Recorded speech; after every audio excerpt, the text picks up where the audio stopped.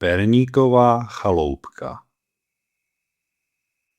Byl jednou jeden malý domeček na kraji hlubokého lesa. Nebyl nijak velký ani honosný, ale byl plný klidu, tepla a tichého každodenního života. V tom domečku žil Jeníček, jeho sestřička Mařenka a jejich rodiče. Každé ráno tam začínalo podobně. Maminka připravovala snídani, v kamnech praskal oheň a z oken bylo vidět na okraji lesa, kde se mezi stromy proplétalo ranní světlo. Jeníček s Mařenkou často sedávali u okna a dívali se do lesa, který je lákal svou tajemností. Les to byl krásný, ale také hluboký. Jednoho dne, když bylo ráno obzvlášť jasné a vzduch voněl po jehličí, se tatínek rozhodl, že vezme děti na procházku. Řekl, že jim ukáže místa, kam se běžně nechodí a kde je les ještě klidnější. Maminka je vyprovodila ke dveřím a chvíli za nimi stála. Dávejte na sebe pozor, řekla jemně, a vraťte se včas. Děti přikývly a vydali se za tatínkem po úzké lesní cestě. Zpočátku byla cesta snadná. Slunce prosvítalo mezi větvemi, ptáci zpívali a pod nohama jim křupaly suché větvičky. Tatínek šel před nimi. Občas se zastavil, aby jim ukázal zajímavý strom, mech na kameni nebo třeba stopu nějakého zvířete. Celou cestu si povídali, ale čím dál šli, tím více jejich hlasy ztrácely v tichu lesa.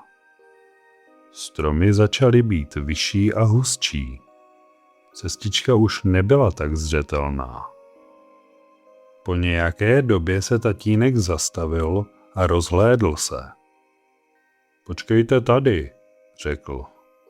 Podívám se kousek dál, jestli nenajdu lepší cestu. Děti zůstaly stát na místě. Nejdřív to vypadalo jako chvilka. Sedli si na pařez, poslouchali šumění listí a čekali. Ale čas plynul a tatínek se nevracel. Jeníček se postavil a rozhlédl se. Možná šel jen o kousek dál, řekl, ale jeho hlas už nebyl tak jistý. Mařenka se k němu přitiskla. Les byl najednou tišší než předtím. Děti chvíli váhali, ale nakonec se rozhodli vydat za tatínkem. Nejdřív udělali jen pár kroků, pak dalších pár, jenže po chvíli si uvědomili, že nevědí, kudy přišli. Cesta zmizela. Stromy kolem nich vypadaly všechny stejně. Ať se otočili na kteroukoliv stranu, les byl stejný. A tak se stalo, že se Jeníček s Mařenkou ztratili. Šli pomalu dál, neutíkali, jen se snažili držet směr a nestratit klid. Slunce se mezi tím začalo sklánět níž a mezi stromy se objevovaly dlouhé stíny. Les už nebyl tak přívětivý jako předtím. A právě tehdy ucítili něco zvláštního. Sladkou vůni. Nejdřív slabou, pak silnější. Cítíš to? Zašeptala Mařenka. Jeníček přikývl.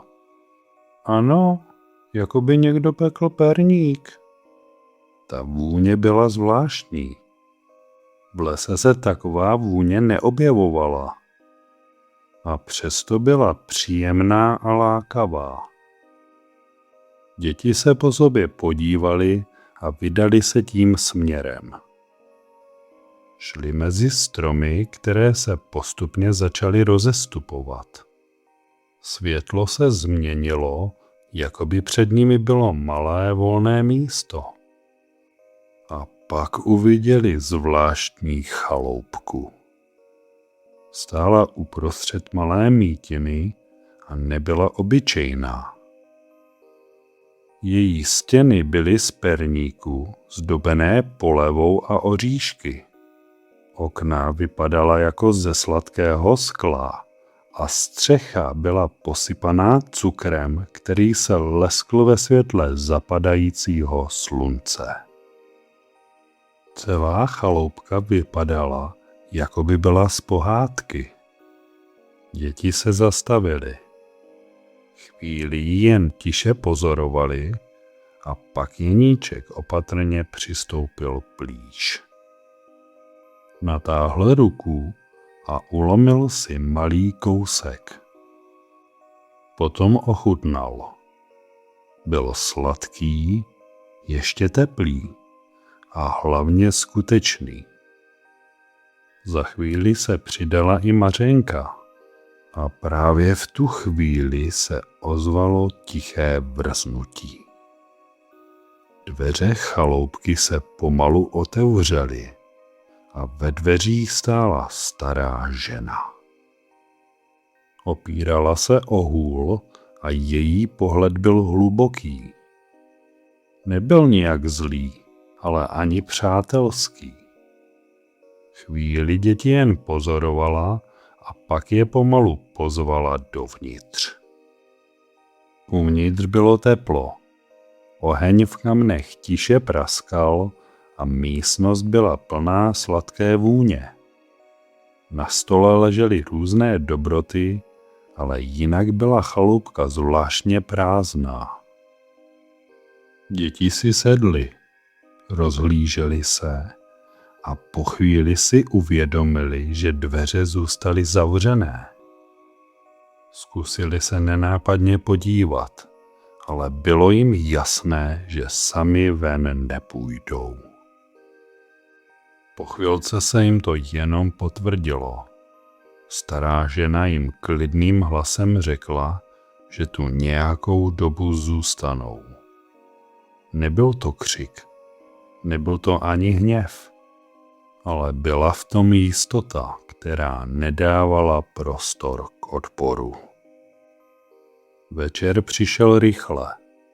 Stíny v chaloupce se prodloužily a oheň byl jediným světlem. Jeníček s Mařenkou leželi na posteli, ale nemohli usnout. Každé prasknutí dřeva v kamnech znělo hlasitěji než předtím. A tehdy se v rohu místnosti něco pohnulo. Byl to malý pavouček. Pomalu se snesl dolů. Nebojte se, řekl tiše. Jmenuji se Žárlik.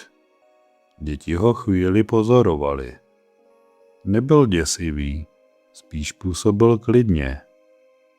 Jeníček se tiše zeptal. Nevíš, proč nás tady drží? Žárlik chvíli mlčel, ale pak odpověděl. Protože nechce být sama. Mařenka se zamyslela. Takže nás nechce pustit, aby tu někdo zůstal? Žárlik přikývl. Bojí se, že když někdo odejde, už se nevrátí. Děti dlouho přemýšleli. Najednou všechno dávalo jiný smysl. Ráno bylo tiché. Když stará žena přišla, děti už věděli, co chtějí říct. Jeníček se na ní podíval. Prosím vás, my bychom chtěli jít jen domů. No, a už vás nikdy neuvidím, odpověděla žena. Mařenka zavrtěla hlavou. To není pravda. Chvíli bylo ticho a pak Jeníček klidně řekl. My víme, že vám je tady smutno. Když nás pustíte, můžeme se vrátit. Mařenka dodala. Stejně smutno, jako tady bývá vám, je teďka našim rodičům, kteří na nás čekají. Myslím si, že stačí, abyste jen lidem říkala, že vám je smutno a určitě k vám někdo na návštěvy chodit bude. Ta slova byla jednoduchá, ale byla jiná než všechno, co kdy slyšela. Žena se pomalu zvedla. Došla ke dveřím a dlouho tam stála. A pak je smutně otevřela. Děti konečně vyšly ven. Les byl jiný než předtím. Světlejší, klidnější. Cesta, která se zdála ztracená, se pomalu objevovala mezi stromy, jako by na ně čekala. Jeníček s Mařenkou se na chvíli zastavili. Ohlédli se zpátky. Chaloupka stála tiše mezi stromy. Už nepůsobila tak tajemně. Spíš opuštěně. Mařenka tiše řekla. Někdy se sem vrátíme na návštěvu. Jeníček přikývl. A pak se vydali dál. I když cesta zpátky trvala déle, než si mysleli, už nebyla tak děsivá. Les byl pořád hluboký, ale už nebyl tak neznámý. Každý krok byl jistější než ten předchozí. Občas se zastavili, aby si odpočinuli a poslouchali zvuky lesa. Teď už jim nepřipadali tak cizí. Po chvíli začali poznávat místa, kudy už šli. A pak konečně uviděli okraj lesa a za ním jejich domeček. Rodiče stáli smutně venku, ale jakmile děti uviděli, rozběhli se k nim. Maminka je pevně objala a tatínek si viditelně oddechl. Děti jim pak všechno vyprávěli. O tom, jak se ztratili, o chaloupce, o staré ženě i o pavoučkovi Žárlikovi. Rodiče poslouchali a nakonec jen tiše přikývli. O pár dní později se děti do lesa vrátili. Ale tentokrát ne sami a ani ztracené. Šli po stejné cestě, která už byla známější. Když dorazili k mítině, chaloupka tam pořád stála. Stejná jako předtím, ale tentokrát už nepůsobila tajemně. Jeníček zaklepal a dveře se po chvíli otevřely. Když stará paní uviděla, že se děti opravdu vrátily a dokonce i s rodiči, potichu se rozplakala radostí. A od té doby už chaloupka nebyla místem, kde by se někdo bál, ale místem, kam lidé přicházeli s radostí a odcházeli s úsměvem. Ale teď už dobrou noc a pamatuj, i tam, kde máš strach, může být něco dobrého, ale odvaha a opatrnost by měly jít vždycky spolu.